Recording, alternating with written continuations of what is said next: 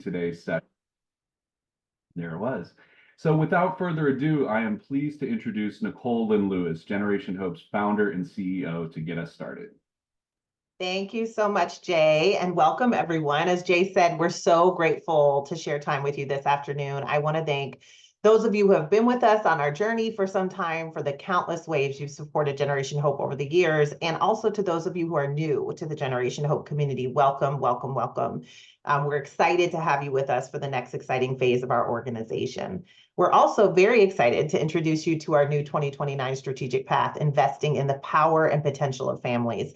It's a bold plan that continues to expand on our national impact for young families and families of all types by focusing on ensuring those who are furthest from opportunity have the resources they deserve to reach their full potential.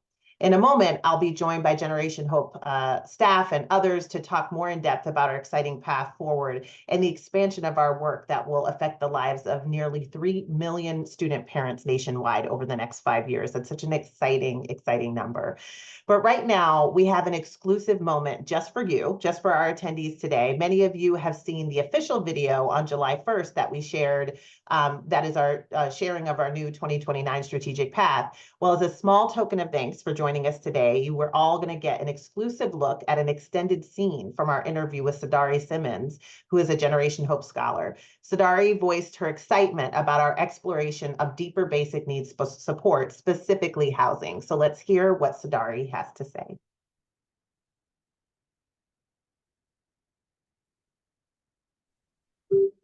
I just think the biggest thing that we need to talk about when we talk about advocacy is really letting the voices of the people that you are advocating for shine through. And I think that's probably the most important part. The truth is, community makes all the difference. So picture this, a college where every student feels supported and empowered, regardless of their race, socioeconomic background, or parental status. My name is Sadari Simmons. I am a student at Trinity Washington University. I'm a Generation Hope scholar. And I work in nonprofit administration. If there is one thing that Generation Hope should be focused on for their strategic planning and addressing basic needs, I believe it should be transitional housing. I think that especially in cities like DC that are dealing with a lot of housing conditions and lack of housing in general, I think that it can be very beneficial to student parents who already, have a child to work, having school, maintaining a full-time job at the same time to take care of bills that never seem to stop. I think that being able to have some type of transitional housing program or even income-based, apartments or something like that, I think that that would be a really great concept.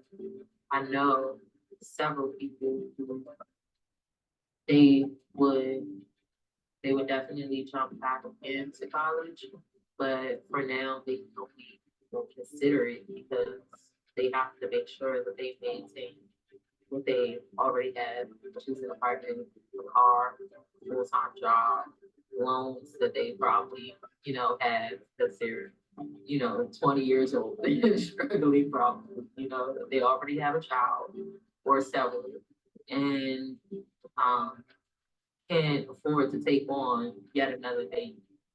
So I think transitional housing for income-based apartments or some type of housing, that would be a great way to address basic needs in a more physical concept. Like I look up to Generation Hope. I know it's kind of weird because it's not like Generation Hope is the first, right? But it's like I admire a program that's like very, very much about their mission, and you can see it in but you can see it in everything that is done and everything that's made. And I really appreciate that. And it's something that's not about anything else. I love hearing from our students. They drive home the importance of our work to end generational poverty by supporting student parents as they strive to get their college degrees and provide economic mobility for themselves, their families, our communities, our nation. So we're so thankful to Sadari and our other scholars who provided their thoughts and reactions to our new strategic path. It is the perfect way to kick off this conversation today. Also, a huge thank you to our incredible communications team, specifically Jay, our director of communications, who helped us open everything up this morning or this afternoon, for capturing Generation Hope's story in the best way through our scholar stories and their voices, their powerful voices. So thank you, thank you.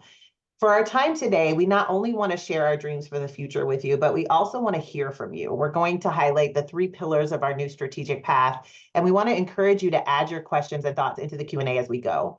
First, we'll share a brief update on what your support has made possible over the past 3 years to celebrate the closing of our 2024 strategic plan.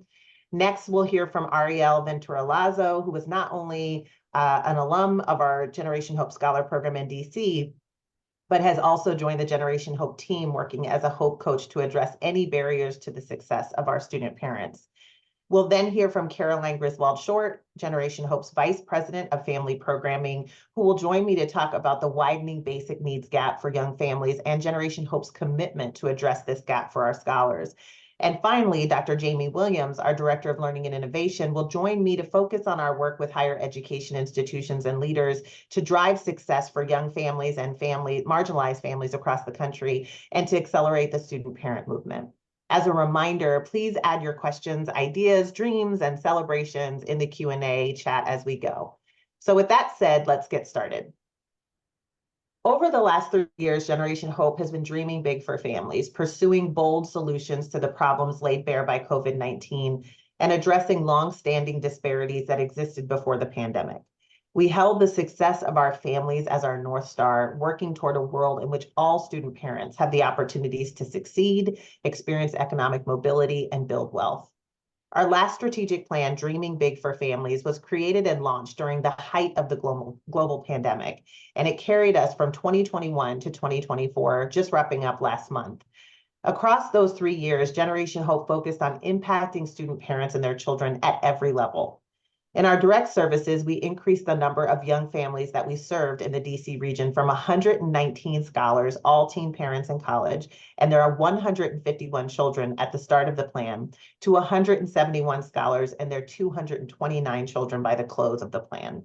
We also launched our first site outside of the DC region, opening our New Orleans Scholar Program in July 2023 and welcoming our first class of 25 scholars and their 29 children. I just had the opportunity with several other staff members to go out and celebrate the first year of our New Orleans program and our incredible team and staff out there. And it was just a heartwarming moment to see the work up and running after just 1 year. Over the last 3 years, Generation Hope scholars in both DC and New Orleans earned 87 higher education degrees, bringing our lifetime total since our inception to 194 college degrees earned. Through it all, our scholars persisted in the face of challenges because they are so deeply committed to the building a brighter future for their families. Our most recent data shows that on average, 83% of our scholars persisted during this time, staying enrolled in classes and continuing to pursue their degrees while also continuing in Generation Hope Scholar programming, which is incredible. As of today, 91% of scholars report being employed full-time or enrolled in graduate school 6 months after graduation, and 92% of scholars report an income above the federal poverty line by the same time frame. In addition to continuing to meet the real and pressing needs of young families today, we also launched our larger systemic change work. We listened to scholars in our program and student parents across the country to change policies and systems that impede the success and progress of parenting students and families through our policy and research work. This included a policy and advocacy agenda with national and local priorities that promote equitable student-parent policies. The agenda focused on 3 areas: higher education access and affordability, childcare access and affordability, and true pathways to economic mobility. We boldly address the glaring gaps in higher education when it comes to meeting the needs of parenting students by creating our award-winning Family U certification and our technical assistance program, which includes our Family U cohorts.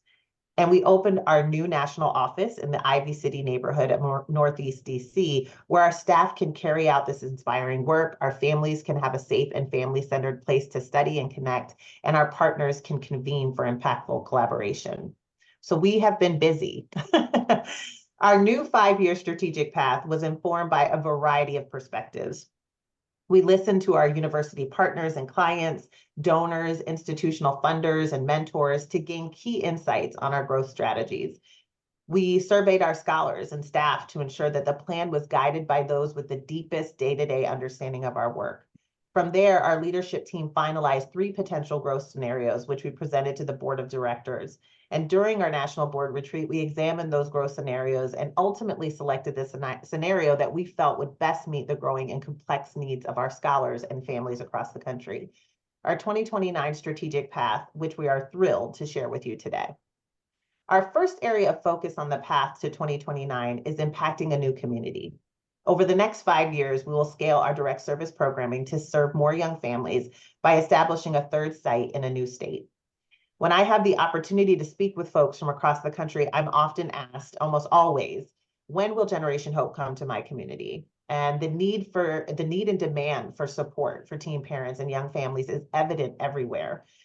We know that fewer than 2% of teen parents earn a degree before age 30. So again, this work is needed all across the country. I'm excited to share that we're narrowing down our final list of possible new sites this month, and we hope you'll stay tuned as we move forward to our big announcement about Generation Hope's next Scholar Program site in the fall. To give us a deeper perspective on expanding the Scholar Program, I'm happy to welcome Ariel Ventura-Lazo, an alum of our DC Scholar Program, and again, now a Hope Coach on our staff here at Generation Hope, providing direct support and guidance to our scholars and their families. Ariel, welcome, and please take a moment to say hello and introduce yourself. Hello, everyone. My name is Ariel Ventura-Lazo. I'm a Generation Hope alumni, and I am a first-generation American. I was also a first-generation college student, and I was a former teen father.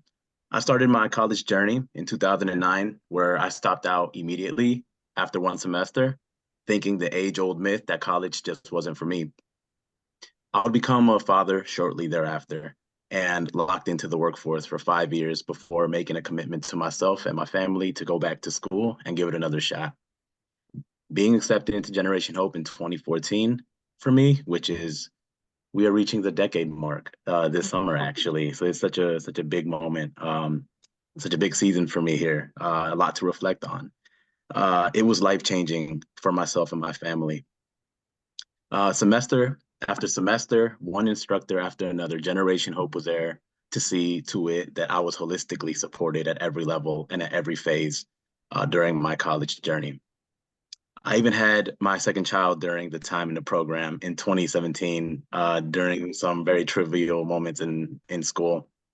In 2017 is when I also earned my associate's degree in business management, being the first in my family to do so. I then transferred to George Mason University while juggling jobs, and where I also endured a global pandemic that almost really set me off the rails and almost led me to believe again that maybe this just wasn't for me. But my Hope coach, Caroline, made sure I didn't stay down for too long. It was with the persistence of my village and my work ethic that allowed me to finally graduate the spring of 2023, last year, with both my children watching. And it was probably the most memorable day of my life. And I'm so grateful to have made it across the to have made it across the stage. It was a dream that I just never fathomed would happen. I love that story. Your story I've heard several times, Ariel, and it never ceases to make me just deeply appreciate the journey of our scholars and all of the things that you all have faced and the challenges that you overcome, whether it's pandemic, lack of childcare, just the messaging that we hear from society that college is out of your reach. And so I hope you know that we're all so very proud of you and now just honored to have you on the team helping other student parents and other teen parents navigate higher education and life. So thank you for sharing. Can you start us off by talking a little bit about what would you say were the most important areas of support you received as a Generation Hope Scholar? Yeah, absolutely, Nicole. For me, the scholarship tuition was obviously integral uh, to my retention and overall peace of mind during my time in college. That it was so helpful. And secondly, the emergency fund saved my semester a few times as well too, when I lost my job or when my car broke down multiple times, might I add, and just the pressure of the financial burden was just too much and out of my reach. And as you know, as a father, sometimes it can be really hard to ask for help. And I was just so grateful that like those systems were set in place to where it wasn't something that I had to kind of feel like it's me versus my ego to ask for help. This really meant the difference in failing semesters, which I worked so hard to invest my time and my energy in. Um, so those were probably the more tangible kind of areas that was super helpful and supportive for me during my time. But what I would say was invaluable was the mentoring relationship that I had with my sponsor. It really offered a dynamic support system that helped me navigate through different phases of my college journey. And even as a father, as you know, that my sponsor and I, we had a really close relationship because he actually worked in financial aid at the college that I was attending. And we worked in the same building for several years together. So it was really easy to, reach him, whether it be through text, have lunch with him on our lunch breaks, and just really help me with some what can be basic financial aid questions for him or for students that might have been in college for a long time. But for first generation Americans, it might be just a little more complex or hard to understand. Our relationship went as far as celebrating his 50th birthday to him driving me down to James Madison University to cheer me on as I received a scholarship award.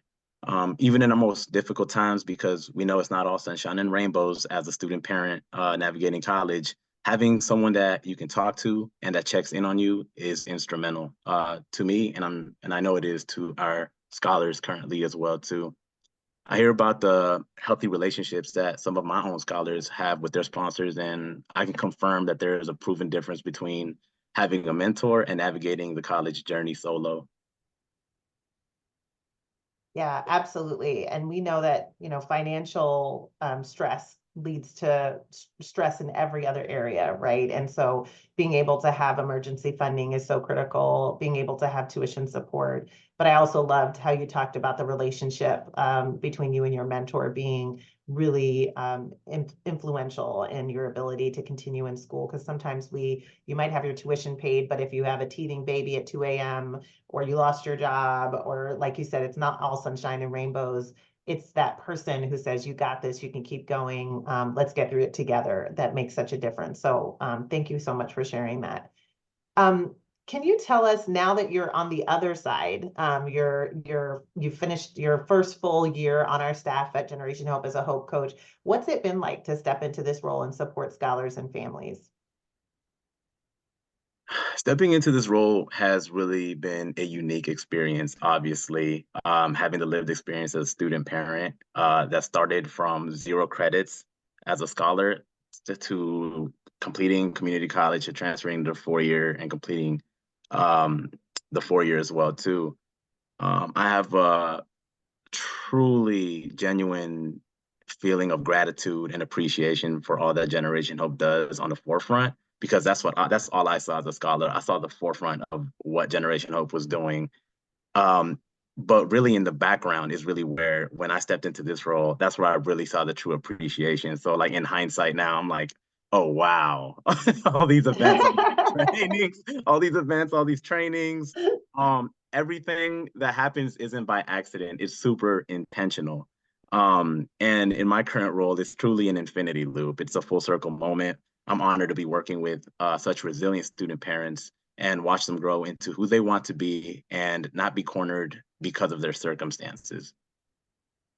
I love that. Now you get to see the behind the scenes, all of the things that go into it, and we're so fortunate to have you with your lived experience helping us make it all happen. So, last question for you is, from your perspective, as a Hope coach, what are some of the barriers you see our scholars facing right now as they pursue graduation?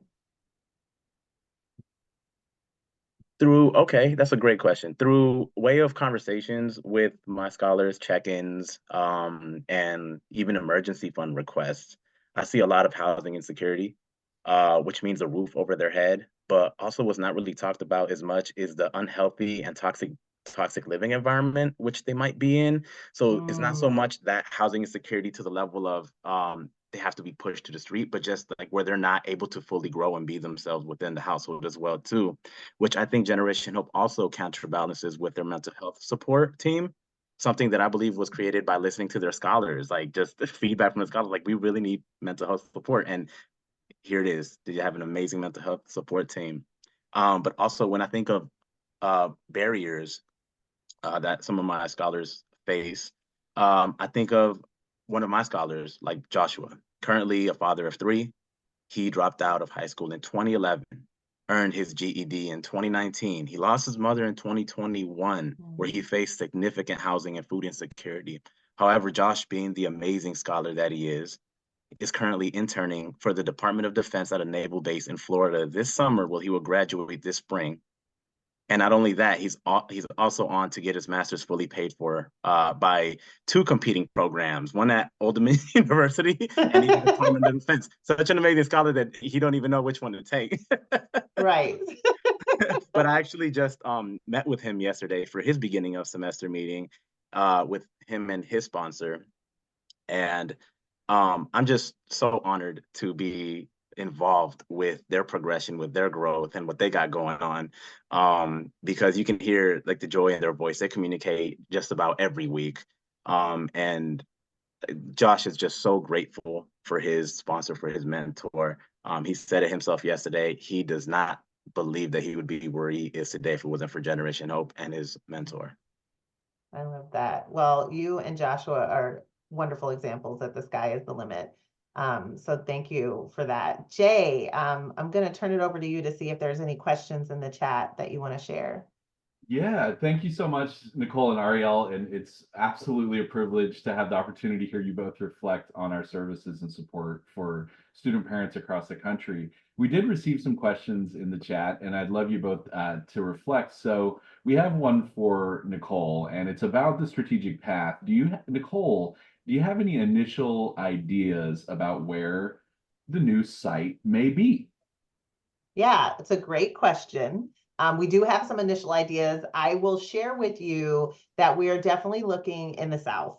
We're very interested in the South. As you know, we expanded to New Orleans last year, which has been just an incredible experience, such an amazing community with just amazing families. And it's been our honor and privilege to do this work in New Orleans.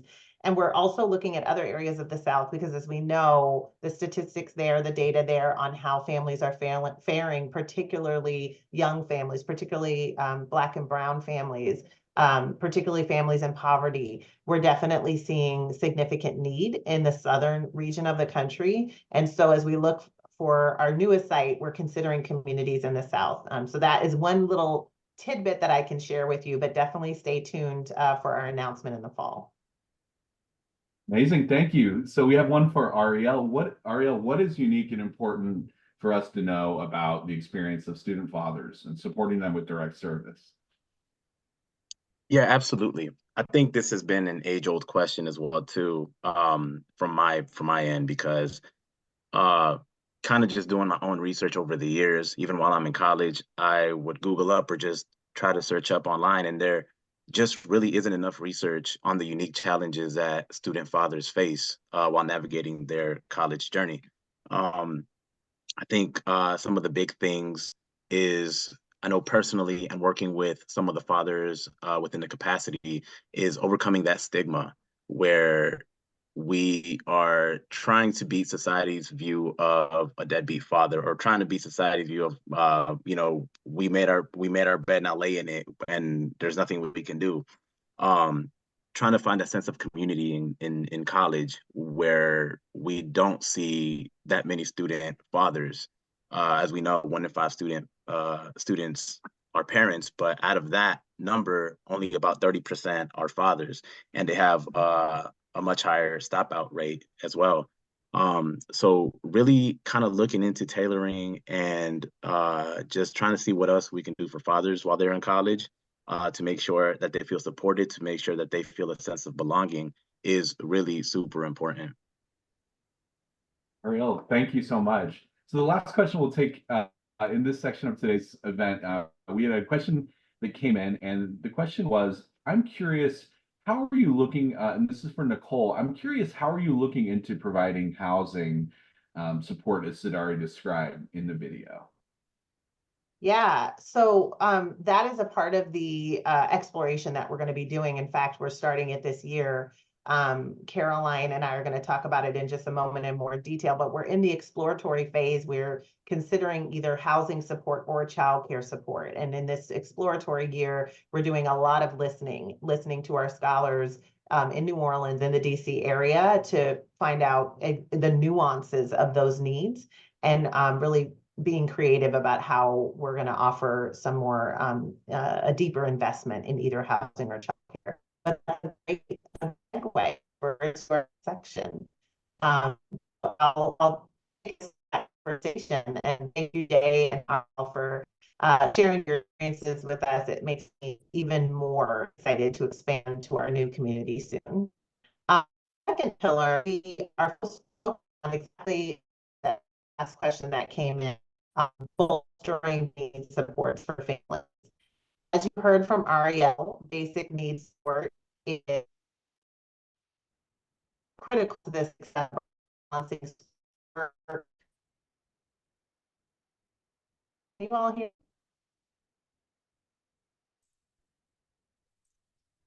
Nicole, we're having a little trouble hearing you. I'm happy to jump in while we solve some technical. Okay, I'm gonna jump in because this is gonna be my section anyway. So, excuse me. Hi, my name is Caroline Griswold Short. I'm the Vice President of Family Programming here at Generation Hope, and I'm really excited about our second pillar. So, as you heard from Ariel, basic needs support is critical for our scholars. When we talk about basic needs, we're thinking about things like food, water, clothing, shelter, transportation, childcare, equitable access to opportunity, and also things like health and mental wellness. So over the next 5 years, we are going to enhance that basic needs support in our scholars, support and investment in our scholars to accelerate their success and invest in their well-being. We specifically have heard from our scholars that they really need more support with either childcare or housing. So that's where we're going to focus our research. Multiple levels of basic needs support are already intentionally and flexibly delivered through our scholar program. So as Ariel mentioned, Generation Hope supports our scholars financially with tuition assistance and emergency funding, emotionally through our Hope Coach and community mentor relationships, and our free mental health support, and socially bringing scholars together in community with one another. But we know that there's more to do, and that the basic needs gap is widening for many of our scholars, especially our Black and Brown scholars. So I have been at Generation Hope for 11 years and have had the opportunity to see the growth of our scholar program from 7 scholars to 175 in DC, up to 35 in New Orleans, and soon to be a 3rd site. So it's been an incredible journey to see. And one of the things that has been clear to me over all of the years that I've been here has been the importance of basic needs.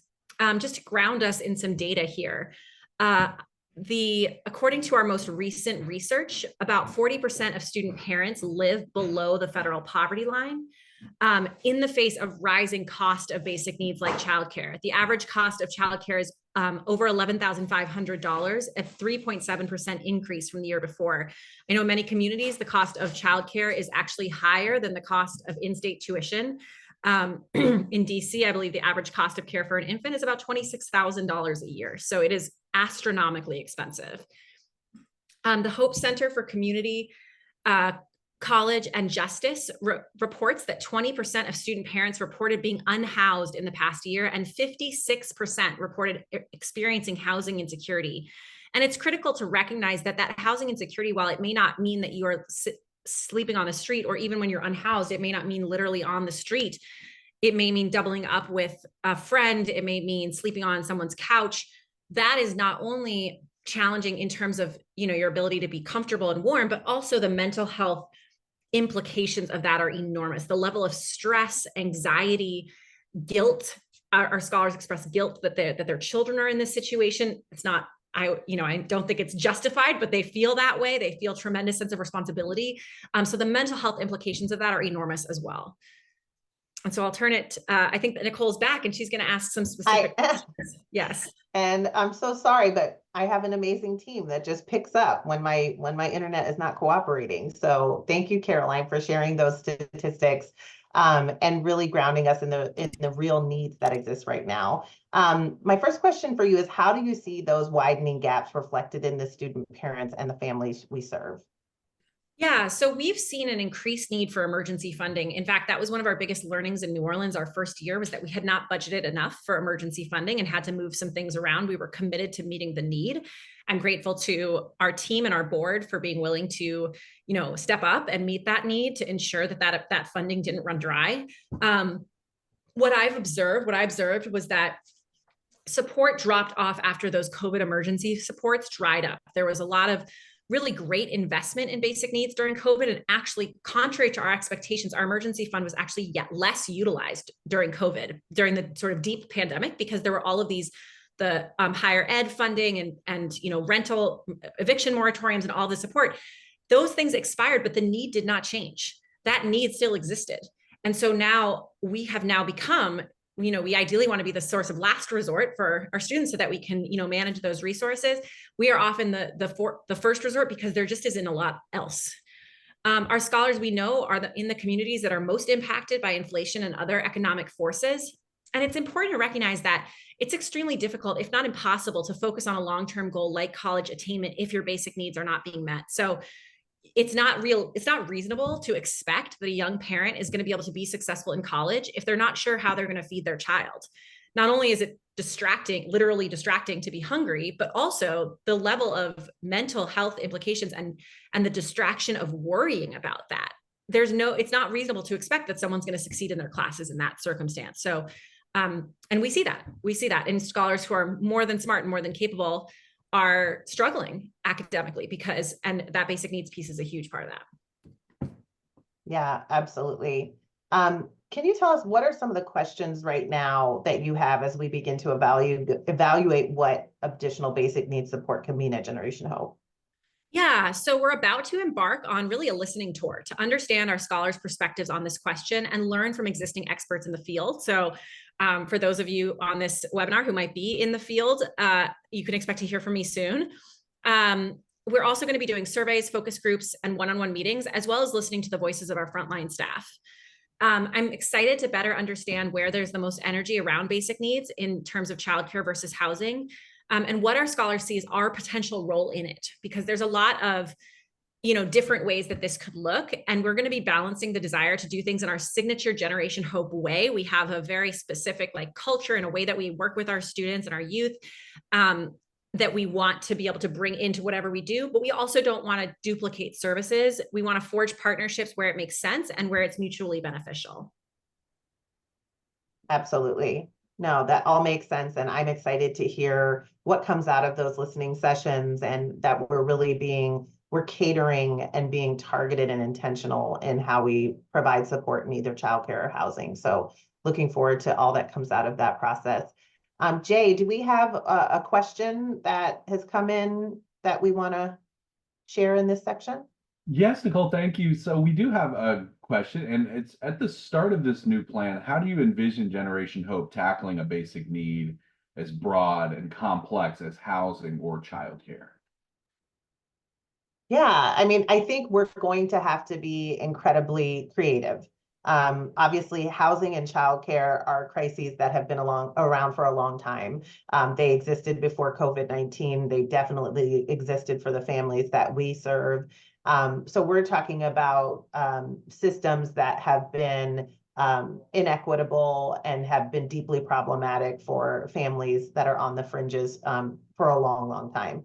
And so in our solutions, I think it's going to really require us to be creative in partnerships and collaborations, in looking at where are there opportunities for us to leverage support and resources looking at, are there places that are, for housing, for example, are there units that are not being utilized that we could be able to take advantage of, or would it be a building that we would acquire, right? We're looking at all the different things, and in childcare, looking at partnerships that might allow us to do subsidized programming or different types of childcare services, drop-in care on college campuses. We're really open to all of it, and that's why I think it's so important for us in this first phase to really be listening and understanding the crux of the problem, so that we can really be tailored in the way that we show up for our families and really be able to utilize that creativity. But it's not something we're going to be able to solve by being prescriptive and saying, like, here's the way to do it.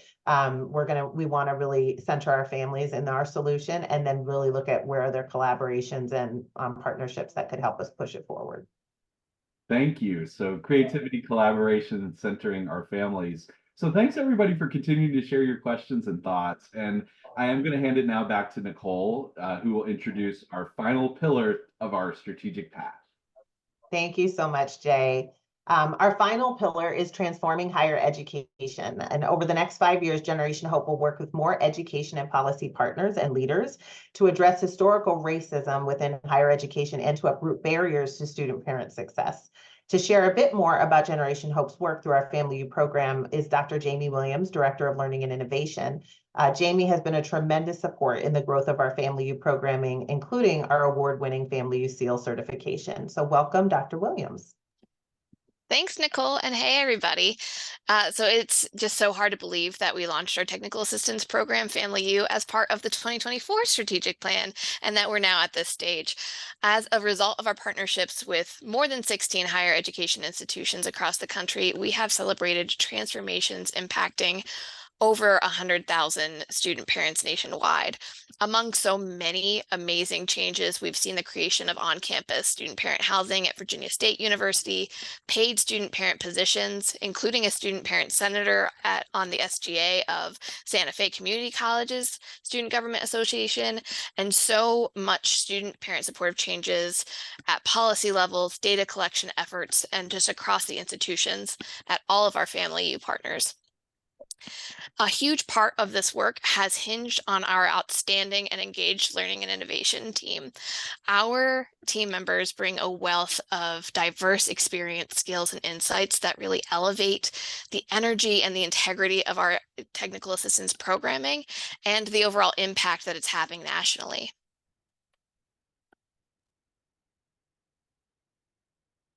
Jay, I think I'm kicking it back to you. Great. So thank you, Jamie. So we have some questions, and as the leader of this team, I'd love to hear from you. So let's get into it. What are some of the common challenges you're seeing right now for colleges that really want to invest in student-parent work? And what are the barriers that exist across the board? So this is a great question, and it's really multifaceted and can vary significantly across institutions and regions. One challenge that continues to come up and is kind of surprising for folks is the lack of awareness and recognition that there is still among so many post-secondary leaders and decision makers about the existence of the student parent population, specifically at their institutions. Even with national research showing 1 in 5 college students are parenting, we still hear administrators claim that's not the case at their institution and that their student body isn't parenting. This challenge also goes hand in hand with a common line of resistance that the student parent population is a niche population that shouldn't be prioritized with any of the resources or initiatives and energies of the institutions, which again, over 20% of the student body is not niche, and evidence shows that implementing student parent supportive practices has a high return on investment for not only institutions, but society at large, and student parent supportive practices support and benefit the success of non-parenting students just as much. So it also is something that I would feel remiss if I didn't elevate, that I believe Nicole had alluded to this earlier. Student parent work is racial equity work. And with anti-racism and DEI initiatives being under attack in multiple states, some institutions are faced with incredibly disheartening challenges that come with navigating oppressive legislation. Jamie, thank you so much. Next question, can you tell us about how the cohort model itself, the FamilyU cohort, all the institutions coming together, has led to the successful collaborations that we're seeing between participating higher ed institutions? Absolutely. So throughout our FamilyU program, institutions are connecting across functional areas within their institution, which we're breaking down those silos that we often hear about in higher education. And they're also then collaborating with thought partners and peers and colleagues at other institutions across the nation at quarterly convenings, throughout our coaching sessions, and other engagement platforms that we have set up. Just 2 weeks ago, we celebrated the completion of our second FamilyU cohort, composed of 7 institutions that have been coming together from across the nation since July of 2022. During this celebration, we witnessed the impact of institutions across our first and second cohort, sharing best practices, brainstorming strategies with each other and solutions, and really elevating resource opportunities with each other. For example, we took our institutions in our second cohort on a field trip to one of our inaugural cohort institutions, Trinity Washington University. We toured their family services library. We heard from members of their team about how they created this library space and how they also leveraged a paid position for a dedicated family services librarian. The folks at Trinity shared a blueprint for how they came to do this work and how they got the buy-in to make it stick. And one of our second cohort institutions, San Diego Mesa College, pointedly attributes this field trip and Trinity's insights to being a catalyst for the development of their new Family Resource Center on Mesa's campus. To witness the student parent champions from DC and San Diego connect real time and see the tangible transformations that resulted from those connections is awe-inspiring, and just one of many examples of the successful collaborations that we've seen transpire through FamilyU. Thank you so much, Jamie. So now we are running up on time, so I'll pass it back to Nicole and to bring us home. Thank you so much, Jamie, for those insights and reflections and enthusiasm for the work ahead. We're so proud of our FamilyU work. And thank you to Jay for helping and co-facilitating with me today. I can't believe it's already time to wrap up. Thank you so much again to Ariel, Caroline, and Jamie for sharing their perspectives. Special thanks to the behind the scenes crew, the members of our outstanding staff who helped to make this all happen, and to everyone who joined us and asked such important questions about our exciting strategic path ahead. As we look ahead to the next 5 years, we're excited to bring together people with a range of interests, background, and skill sets to help us achieve this vision for Generation Hope. One of the things I love about this organization is that there is a place for anyone, no matter your time or treasure, your capacity. There's a way for you to roll up your sleeves and help us to do this work. And so some of those are, we're looking for mentors to work one-on-one with our scholars and their children in the DC region, the New Orleans area, and in our new community that we'll be announcing shortly. We're also looking for companies to partner with us to expand our network and enhance our career readiness programming. And these partnerships also help our corporate partners achieve their goals around staff engagement, employee recruitment, and diversity, equity, and inclusion. And this significant growth in programming is requiring us to more than double our budget over the next 5 years. So as you think about your own personal philanthropy, please know that an investment in Generation Hope will not only make a difference for families we serve directly in DC, New Orleans, and our third community, but also for families across the country. So please spread the word about these opportunities. Before we close out, if you would like to learn more about Generation Hope and the work we're doing to end generational poverty, please reach out to Audrey White, our Director of Development, or Jessica Wisser, our Vice President of Advancement, and we'll drop their email addresses in the chat now. Lastly, 2025, it's hard to believe, will mark Generation Hope's 15th anniversary. So please make sure to save the date for our upcoming Hope 2025 National Conference and our 15th anniversary gala. The conference will be April 9th through 11th, 2025 at the Gaylord National Harbor in Maryland. The gala will happen on the evening of April 10th. So we hope to see you there, and please watch your email for more special happenings and celebrations to mark this incredible milestone. Again, thank you so much for your time today and your patience with my technical issues. We look forward to having you on this journey with us. In the meantime, please feel free to reach out to our team with any questions. Thank you so much.